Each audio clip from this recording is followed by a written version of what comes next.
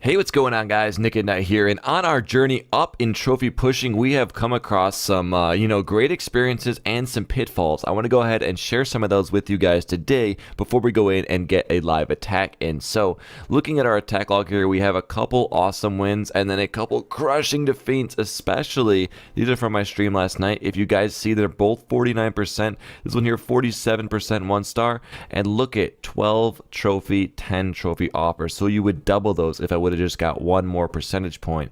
Really upsetting. And then down here I lost one and I lost two. I lost a couple and it just made all that not worth it anymore. So first let's pull up this 49% and just see what went wrong. If you guys want to leave any constructive criticism down below, I would gladly appreciate that. But I mean, mostly they're just kind of tough bases, and that's just how it worked out. So on this first one here, I was thinking it's kind of a hard base to get all the corners. Maybe the top would have been a little better, but I mean, we started off okay. So golems were down, witches were down, heroes right out the middle, that's where I want them. The jump spell's leading right to the middle. This golem over here already goes down. Those wizards were just being a little bit pesky, and I saved my... I actually know where that lightning spell went. I believe it went towards this center over here, but I wasn't looking at that when it just happened. But the single target locks onto a P.E.K.K.A. And as you see, that target is heating up. It takes down one P.E.K.K.A. right there. It's chaos in the center, but if you could see, it actually did take down a P.E.K.K.A. And the Barb King, he's activated right now, which is what you want. It's what you're going to need to be able to clear out an Inferno Tower. I'm feeling pretty good about it right now, as long as the Queen goes left right now and takes out the Expo and then the Inferno. But she turns to the gold storage instead. And then right here, I was thinking she's going to go for the Inferno over the wall, but I guess that was outside of her range. And right there, that Inferno Tower not being taken down was the key. Maybe if we attacked from the top, we could have had those two builders' huts. But with only 3 archers left at 44%, there wasn't too many options. So I believe, let's see, the top looked covered. I believe my first one was over here, if I'm correct. Yeah, so underneath that gold, and then underneath this elixir, I'm able to find 2 buildings that the wizards can't hit.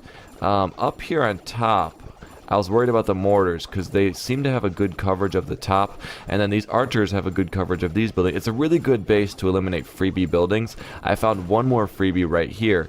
And now let me go 4 times and then fast forward this. So as this archer walks up here, she's going to be able to get a dark barracks. This archer walks in a bad spot, gets killed. And over here, this archer walks in a bad spot, gets killed. Instead of just going for the army camp. And we lose at 49%. So unfortunately, that was a 12 cup win when it could have been 24. So pretty brutal. Let's pull up the next one here, another 49%. But then, the next 2 raids are going to be pretty epic. So this one here, I've seen variations of this base before. I was feeling pretty confident.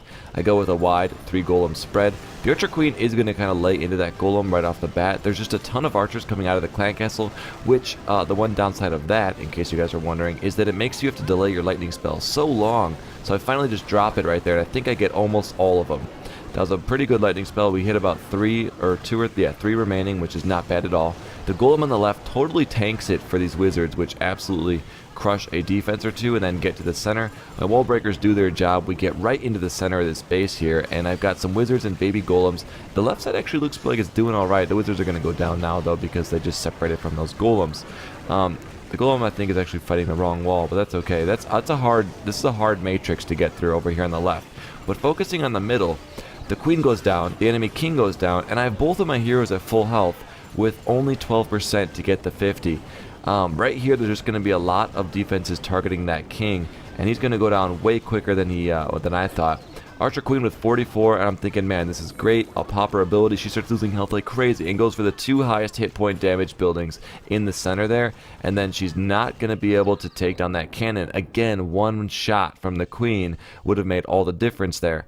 Luckily, I do see at least a couple easy buildings. I mean, I think they are, but then I look around, there's archer towers up top everywhere, and I don't think, like maybe right here, we can get one building. So I attempt this one, but the archers turn and shoot my archer down.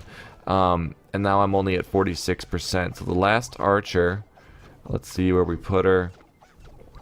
We're at 46%, and the lab goes down. I think we're waiting to see what this archer does after she takes it down. So walks into range of the archer tower, goes down, 40 seconds left. I put the archer right here, and if she'd only just like strafed to the left, she may have been able to take 2 buildings out, but it just didn't work out that way. She's going to walk forward, get killed at 49%. So, you know, still 10 trophies, can't complain about that, but it's just disappointing when you miss it by that much. It's just so close. Here up next, I've got a 63% that we just knocked out of the park here with 400,000 gold. If you add in that 180,000 loot bonus, that makes this a you know, 580,000 gold attack, which is awesome. Nail the freeze spell right on that Tesla Expo and Inferno Tower. The heroes are down, and that's always going to be a sure sign that you're going to get that 2-star, which lately I'm finding out. I was actually talking to Chief Pat, and he's been using a strategy similar to this, but actually not bringing a rage or a freeze, and doing 2 rage and 2 jump and a lightning, and then not bringing any wall breakers and replacing those with some extra wizards. So, I mean, it could be a unique take on this. You definitely couldn't face any single targets without 1 freeze at least, but I see most people going to multi anyway, so it's kind of just chaos, and when it works, it probably works well, and when it doesn't work, it probably doesn't work that well. But over here, just the most massive tank in front of my queen. All of these golems and P.E.K.K.A.s are just standing there. I think I've got, what, just 1 P.E.K.K.A. and 3 golems. That's sweet. The queen's going off on everything. I really wanted to kind of just see what she can get. We got all of the loot out of that ring around the in the center, actually, and then I just left that last 3,000 elixir because it doesn't really make a difference. And then moving on to our final attack over here, 56%. We've got you know, this base is kind of a merger between a Luri bottom and a not. The top just didn't have enough defenses, I don't think. So I bust open this wall here. I go always rage in the second layer / first layer, and that's going to allow my troops to really move pretty nicely.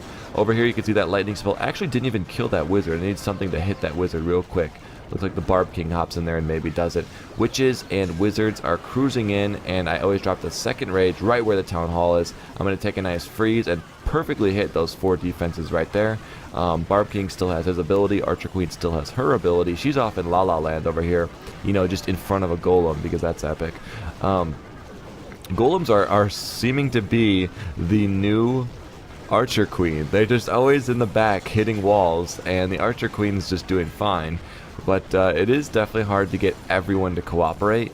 But the good thing about these golems is at least they're blocking the way so that the wizard and archer there can go and take out that archer tower, which they are doing right now. You can see that wizard right there. I just wrap it up at 56 because I had a lot of health on my queen, and it's going to make this next attack that we're about to do right now easier because my queen's health didn't take that long to refresh. As you can see by the boost, I only had to boost a couple barracks, the spell factory because those always take forever, and the Barb King. So let's go find a match, and I'll let you guys know when we find it. Alright guys, so just pulled this one up here, and normally I wouldn't want to attack this base, but for 27 offer, if we could even get to that town hall, this could be a good win. I know I could freeze these defenses right here. The king is out of the picture, at least till the ending, which could be actually pretty nice. Let's take a look at these defenses. They do leave a layer of economy buildings around the town hall, so it's going to be hard for my golems to make it in there, but let's see if with a nice wide spread we can change that here. So just randomly spamming some witches, and then we'll